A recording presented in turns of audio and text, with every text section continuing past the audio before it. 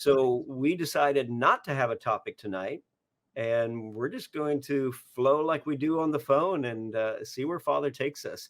So, all right, Daniel, you got a clue Yeah. where we're going yet? Well, I love the fact that many times when we get together, to me, one of the most important parts of any time there's a gathering together, and the scripture talks about when two or more are gathered together, there I am in the midst.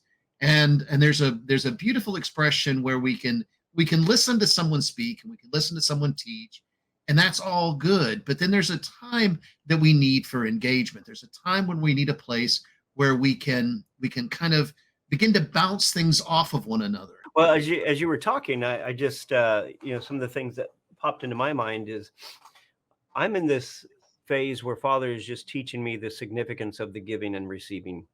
This is life, this is relationship. It's how we build relationship. It's a trust factor. When I'm able to give and freely receive, it's a trust factor. So when you were saying, is there that place where we can get to where we're constantly full? I know why the Father had us start this place and in this direction, because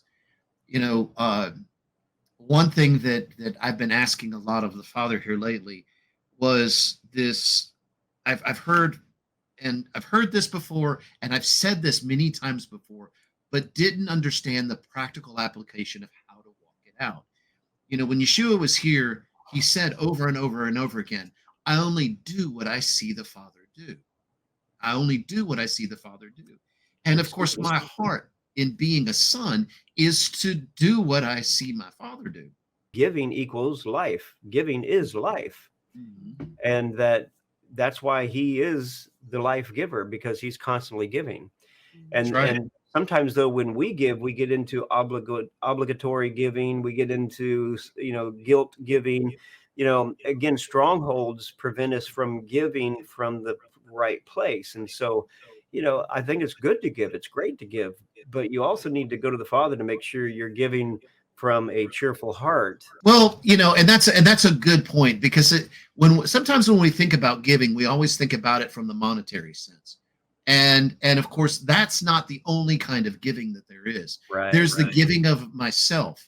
So like as the Lord gives us understanding and begins to teach us stuff, there's a place where I give of those things that the Father has given me. And then there's a sharing back and forth of a lot of that. There can be a giving in the place of my time. There could be a giving in the place of inviting people over and having them there for supper. Mm-hmm. There are many more levels of giving besides just in the sense of the monetary place.